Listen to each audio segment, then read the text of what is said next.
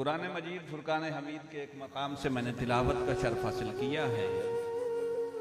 रब्बे ज़ुल जलाल इरशाद फरमाता है, मा कान मुहम्मदुन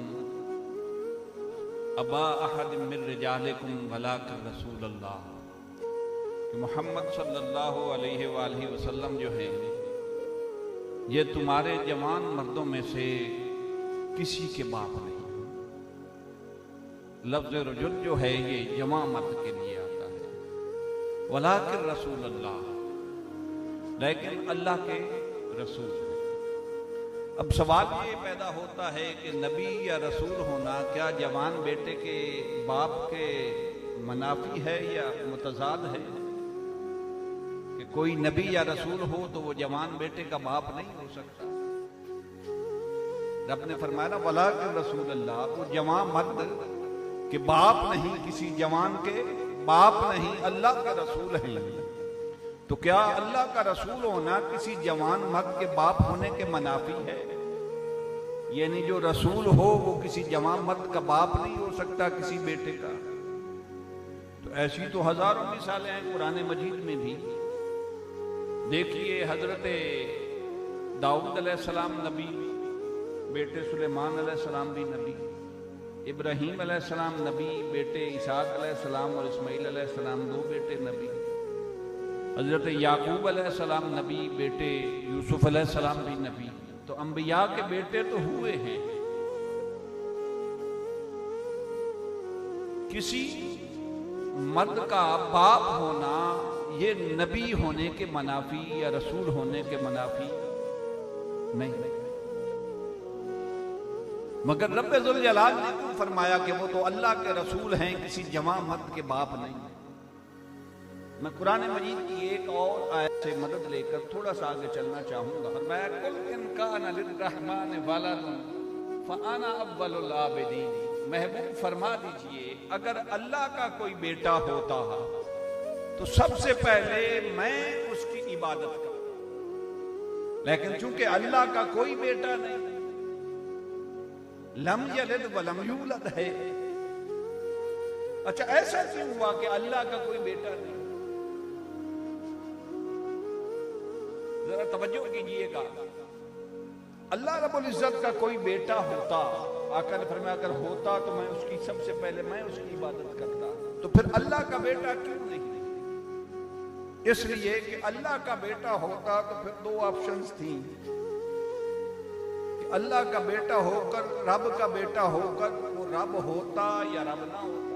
अच्छा अल्लाह को दोनों तरह से मंजूर नहीं था। फरमाया अगर मेरा बेटा होकर रब ना होता तो लोग ताने देते मेरा नाम लेने वालों को कि तुम तो कहते हो रब है, सारी कायनात को नेमतें अता करने वाला है, तो फिर रब दा पुत्र होके रब अपने पुत्र नूं तो रब ना बना सकिया ना।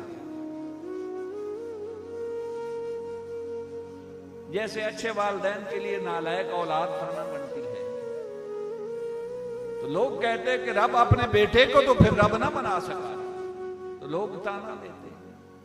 और अगर रब का बेटा होकर रब होता तो रब फरमाता लम यकुल लहू कुफुवन अहद, मैं अपनी बराबरी नहीं चाहता, मैं ये नहीं चाहता कि मेरा कोई शरीक हो, मेरे कोई बराबर हो। इसलिए फरमाया कि रब का कोई बेटा नहीं, कि रब का बेटा होकर रब होता तो रब के बराबर हो जाता। तो रब के तो कोई बराबर नहीं हो सकता, रब का कोई शरीक नहीं हो सकता। इसलिए और अगर रब का बेटा होकर रब ना होता तो लोग ताने देते। इसलिए भाई रब का कोई बेटा नहीं, रब का। इसी तरह रब्बे ज़ुल जलाल ने फरमाया सोना मा कान मुहम्मदुन अबा अहद मिन रिजालिकुम। हबीब आपका भी हमने कोई बेटा जमा नहीं होने दिया, आपका भी कोई बेटा हमने जवान नहीं होने दिया। कि अगर आपका कोई बेटा जमा होता तो फिर वो नबी होता या नबी ना होता।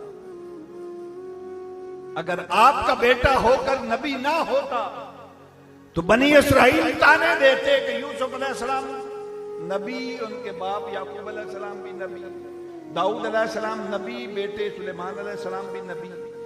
इब्राहीम अलैहिस्सलाम नबी, बेटे इसहाक अलैहिस्सलाम भी नबी, तो तुम्हारे नबी का बेटा तो फिर नबी ना हो सका ना। बनी इसराइल ताने देते, और अगर नबी होकर मेरा हबीब आपका बेटा जवान होता और वो नबी होता, वो नबी होता, तो हबीब हमने आपके सरे अनवर पर खत्म नबूवत का ताज रखना था, आपके सरे अनवर पर नबूवत का ताज रखना था, खातमुन नबिय्यीन बनाना था। तो आपके बाद कैसे कोई नबी हो सकता है? आपके, अच्छा आपने लज्जत नहीं, थके पे नहीं ली, मुझे बड़ी लज्जत आई है इस जुमले पे। यार मेरे आका का बेटा अगर नबी नहीं हो सकता तो दुनिया में कोई और बदतमीज नादान और कोई ऐरा खैरा नत्थू खैरा कैसे नबूवत का दावा कर सकता है? आले भी तो उन्होंने समझ आई तो फिर खैर है कि खुद मेरे आका का बेटा होकर नबी नहीं हुआ तो कोई दूसरा कैसे नबूवत का दावा कर सकता है? दूसरी बात सुनिए, जैसे मैंने अर्ज किया कि रब का बेटा होता और रब का बेटा रब होकर उसके बराबर होता, वो नहीं चाहता कि मेरे कोई बराबर हो, मेरा कोई शरीक हो। फरमाया सोना तेरे बेटे को भी नबी बना देते और वो तेरे बराबर हो जाता, तो मुझे ये कैसे बराबर है? मैं अपनी बराबरी तो गवारा ना करूं, तेरी बराबरी कैसे गवारा करूं? तो सोना जैसे मैं अपनी बराबरी गवारा नहीं करता, वैसे ही तेरी बराबरी भी गवारा नहीं करता। जैसे मैं खालिक होने में वहदहुल्लाह शरीक हूं, सोना तू मखलूक होने में वैसे ही वहदहुल्लाह